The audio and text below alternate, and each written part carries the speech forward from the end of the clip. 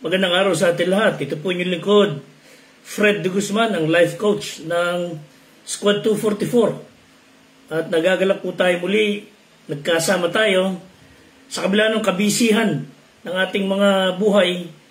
Mapalad na talagang nakapahinga ka kahit saglit. At tayo po ay mag-aaral ngayon kung paano ingatan ang ating mga sarili. Of course, andun yung hamon na huwag sanang tayo ang sumira ng ating katawan. Huwag tayo ang maging dahilan ng pagkapariwara ng ating physical na katawan. And I'm referring to those things which we do. Mga bisyo, mga bagay na kinakarga natin sa ating katawan, ginagawa natin unknowingly or knowingly na alam natin makakapaminsala, and yet we kept on doing it. So how can we practice self-care, or why do we need to practice self-care? And then if you have time, what do you do usually to relax at the end of a busiest day? Anong ginagawa natin pagka tayo ay magkaroon ng pagkakataon to rest a while? So some of us do some meditation. Some people would do extra work, things that would eliminate stress. May mga tao naman na they would work out. So whatever we do to take care of ourselves is inaaprubahan naman ng Diyos. And of course, when time permits, ituloy lang natin yan kasi we will never go places. We will never go forward sa buhay kung ating pisikal na katawan ay nakaratay.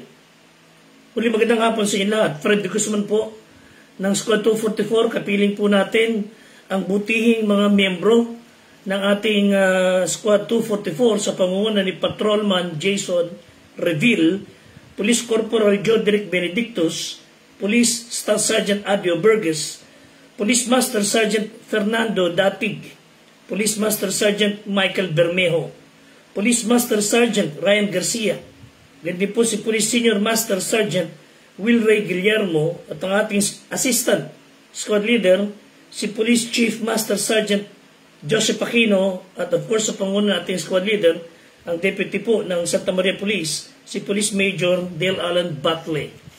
Samahan niyo po kami sa sandali kung paano sama-sama tayo mag-aral how to practice self-care. At ang Bible po ay nagsabi sa aklat ni Mark 6:31 hanggang 32, ito po sinabi. At sinabi ni Kristo sa kanila, magsiparito kayo ng bukod sa isang dakong ilang, magpahinga kayo ng kaunti. Sapagat marami ang nagpaparod parito, sila di man lang magkapanahon na magsikain. So God is encouraging us to rest a while. Hindi rest forever. Yung konting pahinga, then back to work, ay pinapayagan ng Diyos. Kasi alam niya na ang kalibre ng katawan natin ay limitado. Hindi po niya ginawa itong katawang ito. He never intended this body to expire. In fact, gusto niya this would last forever. Nga lang sa pagsuway ng tao sa kanya, mas pinili ng tao, mas binagaling niya ng tao ang tumungo sa sarili niyang landas. They made it a point to get out of God's will. So napahamak ang tao, then the rest of us nawala ng saysay. But again, dahil pa rin sa pagmamahal ng Diyos sa atin, hindi niya tayo pinabayan ng lubusan, pero we are just harvesting ng ating katawan what we did. But again, ito pag-uusapan natin dito to remind us of what God wants us to practice self-care. Nais po ng Diyos na tayo ay magkaroon din ng relaxation. Of course, malinis na relaxation, maayos, at bagay na nakakalugod sa Kanya. When we decide to go back to what He wants, mapapanatag ating kaisipan, mapapanatag ating katawan, at mapapanauli itong ating katawan for its purpose. So let's practice self-care towards having good self-image. Kasi hindi naman po tayo maglalaan ng panahon, mag-relax for a purpose. Just to relax? No. For us to have a good self-image. At ang Diyos po ay nagsasabi na sa dami ng ating ginagawa, lalo pong mga kapatid nating uniformado, even us in the ministry, and some of us, ng mga normal na tao, mga civilian, there are people come and go, even during the time of Christ, na we don't even have time to eat. So, pinaalalanan tayo ng Diyos to practice self-care. Ingatan natin ating mga katawan because God created us in His own image. Yung bang ina-encourage na tayo to have that strong desire na panatilihin ang ating pisikal na katawan, malusog. So that's why He wants us to relax, to rejuvenate, and then reward ourselves. Kung meron tayong time, go to the gym, stroll a while, magpa-massage or spa, or shall we say, give your time to relax. Again, hindi mag-uubos ng oras kaiinom o kabibisyo. No. That's out of discussion. Of course, sinasabi rin sa atin ng Diyos na self-care means taking an active role in protecting our own well-being, happiness. Kailangan ingatan nating sarili to maintain that happiness for the sake of your family, work, especially during periods of stress. Lalo yung mga nasa law enforcement. Kayo po, na kapatid natin sa kapulisan, na ang trabaho sobrang stressful, sobrang bigat. So we must make a conscious effort to practice self-care regularly. And I believe PNP as a whole is encouraging you. That's why you have some time of sports events or whatever na parang magbe-break ng ice. Ayon sa mental health self-care, meron silang wheel graph kung saan dito sa wheel graph, there are 6 major areas ng ating buhay na tayo po ay dapat aware na tinututukan natin ng pansinwika na bigyan panahon to, of course, to have a well-rounded personal self-care. For example, una yung physical awareness. You should have a regular medical care or medical checkup. Of course, we should take note of eating healthy. Kaya nga, lalo na mga kapulis natin, magaganda ang tindig, ang katawan, sinisikap na mapatili ang kalang timbang. You should have that regular exercise, enough sleep. Of course, anything that would make our physical body strong and snappy. At doon din po yung psychological awareness natin na pinaalalahanan tayo. That's the time you would take some reflection. Wherein yung psychological refers to the suki and logos about the soul. That we, as human being, we have that soul.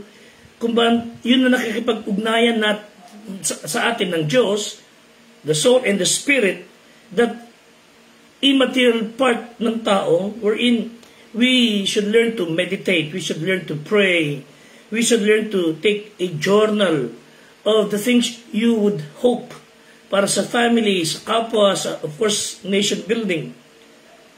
You might decide to join a group wherein andun yung desire ng aim is to help one's life build up. Pangatlong bagay, yung emotional awareness natin. Dapat inaalagaan din. Yung bang you create a hobby, like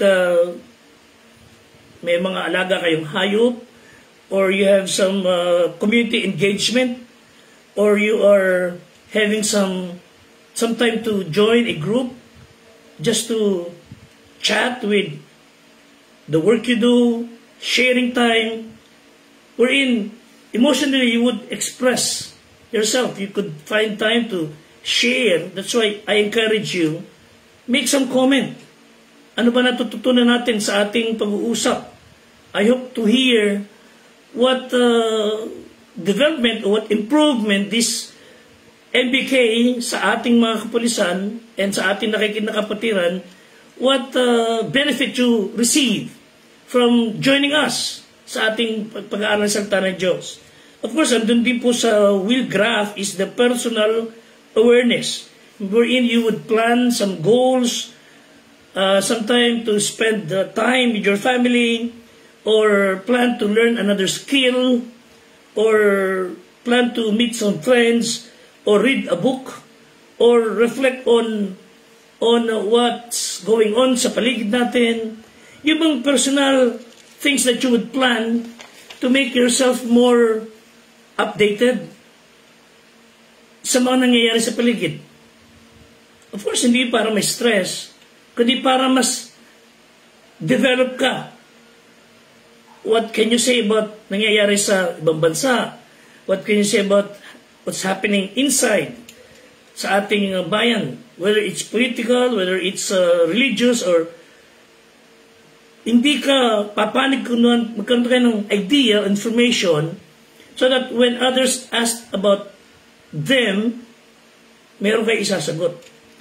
Panglima sa ating circle graph is the professional awareness, wherein you would take some time to yung trabaho nyo sa trabaho, you leave that in your work. Take mental health holidays, ika nga. Sometimes learn to say no sa mga bagay na pwede mo mang iwanan sandali sa work. Then focus on me, myself, and I. Of course, with your family. Kasi sa dami ng trabaho natin, lalo sa demand ng pagiging pulis, hanggang liig na halos, 24/7 in duty ninyo. Physically, you would be drained.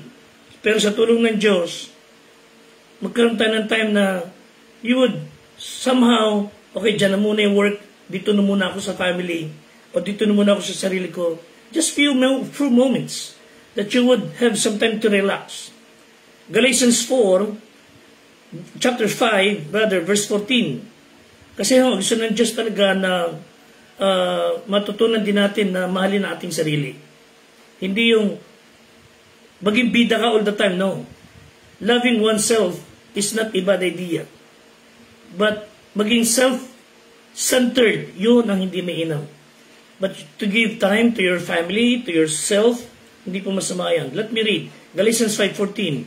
Sapagkat ang buong kautusan ay natutupad sa isang salita, iibigin mo ang iyong kapwa, listen, ng gaya ng iyong sarili. How can you love others properly if you do not love yourself? Meaning, if I love myself, if I love others like the way I love myself, I would do no harm sa aking sarili. So I would do no harm sa aking kapwa. So sabi ng Bible, mahalin mo, ibigin mo ang iyong kapwa ng gaya na iyong sarili. The way you love yourself, you should love others the way you love yourself. So, again, if you will show respect and care to yourself, you will be able to show respect and care to others. Ang ayaw ng Diyos, you think more highly. So God is not prohibiting us to think of ourselves highly. Ayaw ng Diyos to think of ourselves more highly. So gusto ng Diyos na ingatan mo sarili mo, mahalin to, bantayan, respeto mo, huwag mong sirain, huwag mong bastusin ang katawan mo, tulad ng mga sinira ng drugs, sinira na ng maling pangarap, sinira na ng kasakiman, na siyang sumira na ka ng buhay. But you love yourself properly, so that you will be able to love others. So, iba yung maging egocentric tayo. Iba yung maging self-centered tayo. But instead, you have that philosophy na I will take care of myself so that I will be able to take care of others. So, pinaka-importante po sa lahat, sa graph, is the spiritual awareness. Na tayo, again, you are composed of three parts. Tayo mga tao, you have a soul, spirit and body. Yung kaluluwa natin at ang spirito siyang kumukonek sa Diyos. That is the immaterial part. Our body will go back to the ground. Doon kasi tayo galing. Pero bilang mga spiritual being tayo, we should have time to spend time, lalo na sa Diyos. Read the Bible. Sing God's songs. Sing some spiritual songs. Listen to spiritual music. Volunteer for a cause that would make your heart more loving and caring. And higit sa lahat, spiritual part ng ating pagkatao, learn to have the presence of God. Na you are always aware that God is watching us. Na kung tunay tayong Kristiyano, na kung tunay tayong manampalataya, if we really repented of our sin and trust God as our Savior, He will always be with us because He lives inside of us. Ephesians 3:17. So nananahan si Kristo sa atin. So, if that would always be the case, we will not be part of those scalawags. Sa mga sibilyan, you will never be part of those doing wicked things. Pag tayo po ay aware of God's presence, we are aware that God is always looking at us. Mag-iingat tayo ng kilos natin. Then we will be able to practice forgiveness. We will be able to pray kahit saan kayo naroon. Hindi ka kailangan nakapikit lagi. Yung prayer is you are talking to Him. Na wherever you go, Lord, ingatan mo pamilya namin, ingatan mo kapatid namin, ingatan mo mahal ko sa buhay, ingatan mo aming kapwa, Panginoon, ingatan mo aking kasamahan. That's how you are aware spiritually. Mark chapter 1, verse 35. At nagbangon siya ng madaling araw, referring to Jesus Christ, na malalim pa ang gabi, lumabas, napasa isang dakong ilang, doon na nalangin. I don't know if you have that experience wherein you woke up in the middle of the night, 2 a.m. to 3 a.m. Ayon sa mga napag-aral, 2 a.m. to 3 a.m. is the time, the fourth watch, wherein God is more, close and willing to listen. Dahil doon tahimik na tahimik. Walang kaabalahan. So whenever you have time to wake up, 2 in the morning to 3 in the morning, you kneel down. Punta kasi sa lugar ng tahimik and pray. And talk to Him. Kausapin niyo ang Panginoong Diyos. And He will listen. Doon, mas natin tayo maipahahayag natin ang ating saloobin. Philippians chapter 2, verse 3 and 4. And then of course, whenever we speak about spiritual care, you are always thinking of others. That means outside yourself, your family, loved ones, and others. Philippians 2, 3, and 4. Huwag niyong gawin ang anuman sa pamamagitan ng pagkakampi-kampi o sa pamamagitan ng pagpapalalo, kundi sa kababaan ng pag-iisip. Ipalagay ng bawat isa ang iba na lalong mabuti kaysa sa kanyang sarili. Huwag tingnan ng bawat isa sa inyo ang sa kanyang sarili, kundi ang bawat isa naman ay sa iba't iba. That's thinking about others, of what you can do to others. Hindi yung ano maipaglilingkod mo sa akin, ano ang magagawa mo sa akin, what will I receive from you, no. Kundi what can I share, what can I give, what can I do for you, how can I serve you. Hindi yung you are just merely looking for something of personal interest, but the interest of others. So, pagka ganito po tayo, ay sa sinasabi ng Panginoon, meron tayong two strong tendencies na mawawala sa atin. That is, one, selfishness and conceit. They will never be able to control us. Sabi ng Bible, let nothing either of them, kumbaga, win a hearing. Selfishness and conceit. So, by regarding others as more important than ourselves, you would release the power of God sa iyong buhay. Try to look for ways to support others, encourage someone, build them up, inspire them. Things that would require us to give rather than receive. Humility of mind is an attitude. It's a preset mentality that determines ahead of time.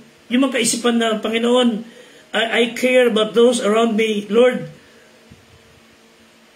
I don't want to be always the first. I'll try to help someone win and change. Yung bang ipag-pray natin, Panginoon, today, sincerely, it's my desire to curb my own fierce, competitive tenderness. Today, I would release my way to let others. Lord, show me how should I respond to others? Then help me to keep it done. Pag ito po ay natutunan natin yung unselfish lifestyle. Ito na yung sabi po ng Ephesians 4:31, lahat ng kapaitan, lahat ng galit, evil speaking, be put away from us. Yes, some people would be so cruel to us. Try forgiveness.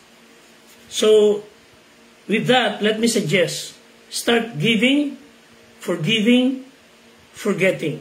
So when we start to apply Philippians 2, 3, and 4, with this verse, Galatians 5:13, sapagkat kayo mga kapatid ay tinawag sa kalayaan, huwag lang gamitin ang inyong kalayaan upang magbigay ng kadahilanan sa laman, kundi sa pamamagitan ng pag-ibig, maglingkuran kayo. So, I should not say, ako'y pinatawad na ng Diyos, I'm going to heaven. I should not say, then I am at liberty to do what I want. That's very wrong. That is enslavery. Whenever, the more I understood na ako'y pinatawad, dilinis ng Panginoon Diyos, the more I should be aware na mag-iingat ako sa kilos ko. That's not, being forgiven by God is not a license to sin. You are at liberty to spread good news and kindness, especially salvation sa mga tao. Huwag lang gamitin na inyong kalayaan upang magbigay ng kadahilanan sa laman. When people would say, ako'y pinatawad na ng Diyos, ang kasalanan ako na may pupunta na pala sa lahat pag namatay, I would do what I want. That's a sign of not a true believer of Christ. Ang tunay na kay Kristo, 2 Corinthians 5:17, ay bagong nilalang. Nagbabago. So, ang tao na tunay na naging Kristiyano, you are taking special interest in others. You would start serving others in love. You would not serve with personal interest. You would do things for them dahil mahal mo Diyos. You would do things to others because that would please God. Giving, forgiving, forgetting will begin to emerge sa ating buhay. So instead of always thinking about receiving, we would start looking for ways to give. Instead of holding grudges against someone or those who have offended us, we'll be anxious to forgive. Of course, iba yung legal pag-uusap. But when we say, instead of keeping a record of what we have done to them or what they have done to us, we would help them to be built up, and I would take the delight in forgetting the deeds na ginawa ko sa kanila na mabuti, hindi ko susumbat, o yung ginawa niyo sa akin, ipagtatanim ko ng galit. It's impossible to give yourself away at arm's length. Ika nga. Psalm 94:19, when the cares of my heart are many, ando din yung consciousness mo, yung kaluluwa na, Panginoon, alam ko po na ikaw ay magpapaligaya na ang kaluluwa. Whenever you do God wants, your soul will be happy. 1 Corinthians 6:19, o di ba nyo nalalaman ninyong katawan ay templo ng Espiritu Santo? Tinagap nyo sa Diyos? Di kayo sa inyong sarili sapagkat kayo binili sa halaga. Luwalhatiin nga ninyo na inyong katawan ang Diyos. So, God saved you, God forgiven you. Use your body to glorify Him. Pag hindi po natin ginamit itong katawang ito sa lahat ng bagay na mabuti, automatically, Satan is using us. God forbid. 3 John 1:2, minamahal, aking idinadalangin na sa lahat ng mga bagay ay guminhawa ka at bumuti ang iyong katawan na gaya ng pagginhawa ng iyong kaluluwa. That's what we should pray for others. That your soul prospereth and you be in good health.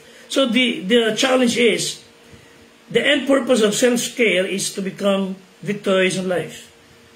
Ingatan natin sarili para magtagumpay pa tayo lalo sa ating hangarin sa buhay. It's the key to a life of victory, and then living the truth na kayo ay na kay Kristo, na kayo ay nasa Diyos. And as the Bible says, when you know the truth shall set you free.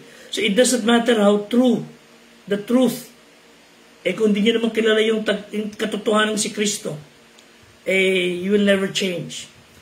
You should know the truth. And the truth is Jesus Christ. Trust Him. Repent of your sin. Sampalatayan niya bilang iyong Panginoong Diyos at tagapagligtas. Until you let the truth transform your heart, you will never change. You will never have the joy of self-care. But when we have that mindset na meron kay Kristo, God will set you free. Let me close with this. Sa circus, may nakikitang mga elephant na malalaki talaga, and you would find, usually yung elepanting malaking yun ay nakakadya na yung paa. But you will notice yung dulo ng kadya ng yun, nakatusok lang yung peg sa lupa. But that big elephant could really easily pull out yung peg na yun. Pero yun, ba't hindi siya makalis-alis? Mindset. During his younger days, yung batang elepante, itinali, kinadena, hindi siya makalis-alis doon, wala pa siyang lakas. Until sa time lumaki siya, nakontrol siya, at sa kanyang pananaw, I cannot get out of this, I cannot pull this out. Kaya, yun ang intindi ko, ang mindset niya, gano'n na lang. But if you have that mindset of you cannot do anything good, you will never be able to do good. But if you have that mind of Christ, let His presence be real to us. Let's try to give, forgive, and forget. And then sabi ng Bible, mga kapatid, you will enjoy true self-care. Let me close with 3 things. Remember, when you are free, you are in Christ. Recognize your righteousness. It means you are already a saint. Oh, let me say this. Hindi po anumang samahan o simbahan lang ang pwede magdeklara na kayo ay saint. In fact, it's the Bible, it's God, the Lord Jesus Christ, who is the only one who could declare a person to be a saint. You could never be a saint by others, by the proclamation of anyone. Hindi ko mo nakagawa ka mabuti, you already saint. No. O nagsakripisyo ka, you already saint. No. Ang tao po ay walang gagawing mabuti, nakatanggap-tanggap sa Diyos, even ibigay niya buhay niya kung siya hindi Kristiyano. All our goodness are as filthy rags. Tatanggapin na ng Diyos ang gawa natin mabuti when we became His children.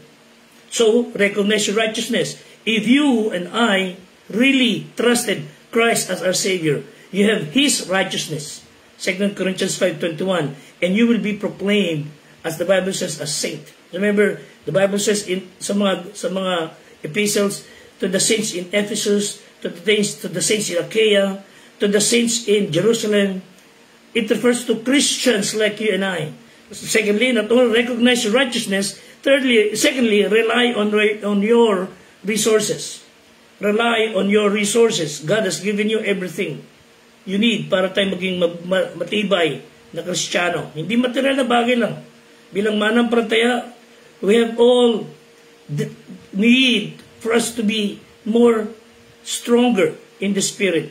Ephesians 1:3, God has blessed us with all spiritual blessings. Well, sinasabi ng tao, well, if I have them, why I don't experience them? Kasi hindi naiintindihan ng tao. Kung tunay kang Kristiyano, you have all the spiritual blessings. You just need to assert it. Tulad ng elepante na nakatali. Kung naisip lang niya, you could pull it out easily. Paano mindset niya? Nadaya siya. So it's time to be set free in Christ. You're free to do good things. You're free to do good deeds. Kung ikay tunay na Kristiyano, try to forgive, give, and forget. Thirdly, rest in your relationship. Ikaw nagsisi ng kasalanan, you are now a child of God. Ikaw ay tunay na mananampalataya, ikaw na anak ng Diyos, tinanggap tayo ng Diyos bilang kanyang anak. And the reason many do not have that good self-image is that they have a feeling of rejection. They thought God would not accept them. Mga kaibigan, if a person, gaano man siya kasama, would try to realize how sinful he or she is, and ask forgiveness, God will accept that person. Tanggapin kayo ng Panginoon. He will not reject anyone who would come to Him in truth. So, tayo po, sabi ng Bible, you are in Christ. Tayo ay, sabi Ephesians 1:3, God hath blessed us with all spiritual blessings in heavenly places in Christ. So, if you really trusted Him as your Savior, you are in Christ. In Ephesians 2:6, at kayo ibinahong kalakip niya, pinaupong kasama niya sa sangkalangitan. You are in Christ, you are spiritually seated in the heavenlies. So, practice self-care. To have that good self-image. And then do all things with the awareness that God is in you, living inside of you. And with the guidance of His Word, you will never go wrong. May God bless us and you stay safe and give you peace. Until next time, salamat po.